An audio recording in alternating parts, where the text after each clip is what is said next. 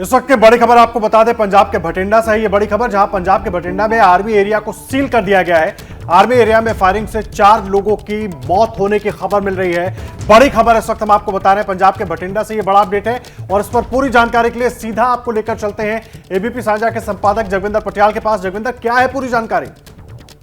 देखिए, अगर सुबह 4:30 से 5 बजे के बीच में बठिंडा के कंटोनमेंट एरिया में फायरिंग हुई है और ये जो अंदर ऑफिसर मेस है उसके पास फायरिंग हुई है।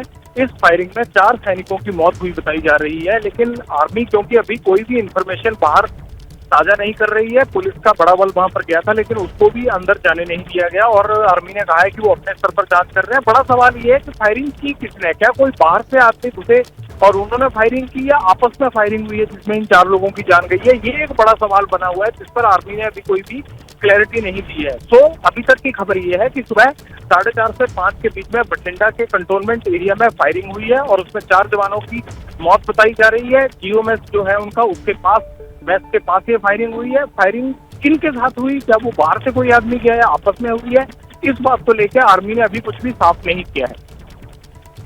जी जगविंदर, लेकिन एक चीज और आपसे समझना चाहेंगे, इस तरह की घटनाएं आमतौर पर सुबह सुबह के इस तरह की खबर आना, कई सारे दिमाग में चीजें चलना शुरू हो जाती हैं, क्योंकि इस तरह की घटनाएं हमने पहले भी देखी हैं। आर्मी कैंप्स जो हैं वो लगातार निशाने पर रहते हैं। किसी भी तरह का कोई अपडेट कहीं से मिल पा रहा हो या कुछ भी जानकारी कहीं से साझा की गई हो, पुलिस की तरफ से कुछ कहा गया हो, कोई आशंका? देखिए, अभी हम कोई भी जल्दबाजी में बात नहीं कहना चाहते, लेकिन आपका शक सही है कि अगर सुबह सवेरे कोई भी घटना होती है तो उसमें शक यही जाता है कि कोई घुसपैठिया तो नहीं था कि जिसको कॉर्डन ऑफ किया गया हो और वहां से फायरिंग हुई हो, या ऐसा तो नहीं है कि कोई अननोन आदमी जो सेना में ना हो वो अंदर छिपा हुआ हो और अर्ली मॉर्निंग उसने इस तरह की घटना की हो। क्योंकि अगर हम पठानकोट के एयरबेस पर देखें या फिर हम दीनानगर के टेररिस्ट अटैक को देखें तो वो भी सुबह सवेरे इसी तरह की घटनाएं हुई थी, इसीलिए शक जाता है। लेकिन जब तक आर्मी क्लियर नहीं करती है तब तक ये कहना कुछ भी जो है वो जल्दबाजी होगा। दूसरी बात, पुलिस को कुछ भी नहीं बताया गया है अभी तक। पुलिस के तमाम सीनियर अधिकारियों से मेरी बात हो गई है, वो कह रहे हैं कि घटना जरूर हुई है, लेकिन आर्मी ने ना तो अभी उनको बुलाया है, ना अंदर जाने दिया जा रहा है और ना ही आर्मी इस बारे में फिलहाल कोई जानकारी उनके साथ साझा कर रही है। तो कुल मिलाकर हमें थोड़ा सा इंतजार करना होगा। मुझे लगता है कि सेना को ये बड़ी घटना है, बड़ा इंसिडेंट है, सेना को खुद साफ करना पड़ेगा कि आखिरकार कोई घुसपैठिया था जिसने ये फायरिंग की है। अगर वो घुसपैठिया था तो उसका क्या हश्र हुआ है, और अगर आपस में कोई फायरिंग हुई है तो उसकी वजह क्या थी जिसमें कि 4 जवानों की मौत हुई बताई जा रही है। बिल्कुल, जहाँ सूचना नहीं होती है वहाँ सवाल ज्यादा खड़े होते हैं। जगविंदर, एक चीज जानना चाह रहे हैं, इस पूरी घटना को सिलसिलेवार तरीके से एक बार बताएं।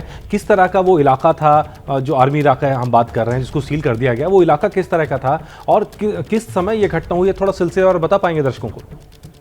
देखिए, जब हम पटियाला से बठिंडा के हाईवे पर जाते हैं तो बठिंडा शहर आने से तकरीबन 8-10 किलोमीटर पहले ही बठिंडा का कंटोनमेंट एरिया शुरू हो जाता है। हाईवे के दोनों तरफ जो है वो सेना का जो है वो कैंप है, बड़े काफी तकरीबन 2-3-4 किलोमीटर एरिया में फैला हुआ ये कैंप है और ये हाईवे के दोनों तरफ है, इसीलिए कई बातों के लिए शक गहरा जाता है। और दूसरी बात यह है कि सुबह 4:30 से 5 बजे के बीच में जो बठिंडा कंटोनमेंट एरिया का मेस एरिया है, जहां पर ऑफिसर्स वगैरह या मेस में जो लोग रुकते हैं, उसके आसपास फायरिंग हुई है और उस फायरिंग के दौरान जो है वो 4 जवानों की मौत हुई बताई जा रही है। और ये चारों जवान कौन थे, क्या वहां ड्यूटी पर थे, क्या इन्होंने किसी को कॉर्डन ऑफ करने की जरूरत की, क्या इनमें आपस में झगड़ा हुआ या क्या कोई वहां रुका हुआ आदमी था उससे झगड़ा हुआ, इन तमाम सवालों पर अभी आर्मी ने कुछ भी साफ नहीं किया है। केवल इतना बताया जा रहा है कि कंटोनमेंट एरिया में फायरिंग हुई, 4:30 से 5 बजे के बीच में आज सुबह फायरिंग हुई है जिसमें 4 जवानों की मौत हो गई।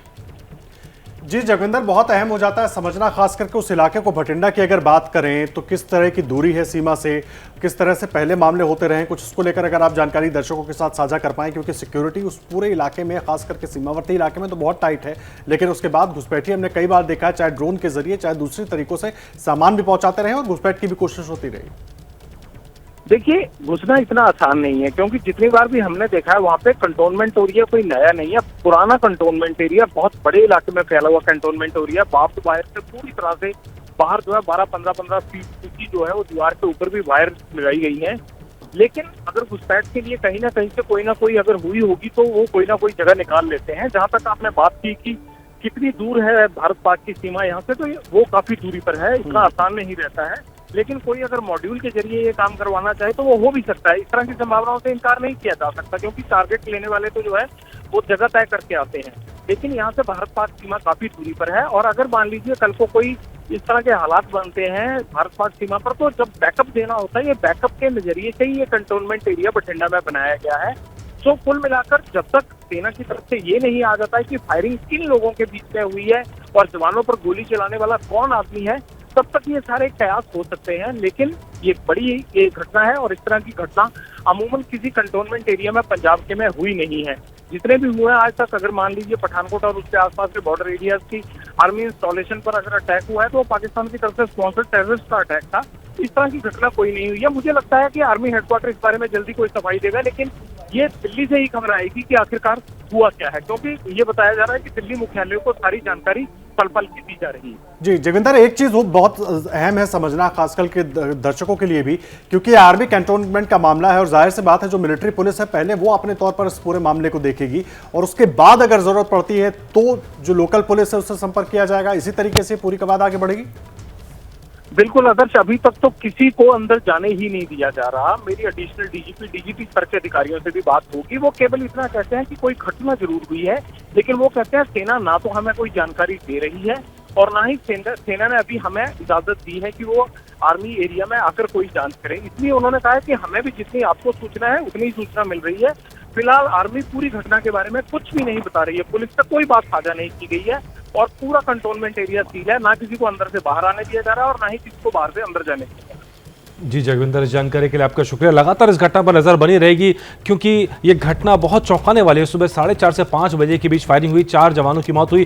क्यों हुई इसका अब तक पता नहीं लग पाया, पुलिस तक को जानकारी नहीं दी जा रही है। सेना से बयान की उम्मीद की जा रही है कि सेना इस बारे में बयान देगी, तब ये मामला साफ हो पाएगा कि इसमें हुआ क्या। क्या मजबूरी है मेरी, बताइए।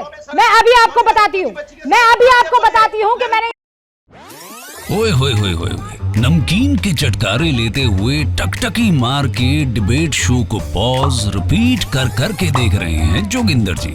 इनकी तरह आप भी देखें अपनी फेवरेट डिबेट्स को रिपीट कर और डाउनलोड कीजिए एबीपी लाइव ऐप अपने स्मार्ट टीवी पर।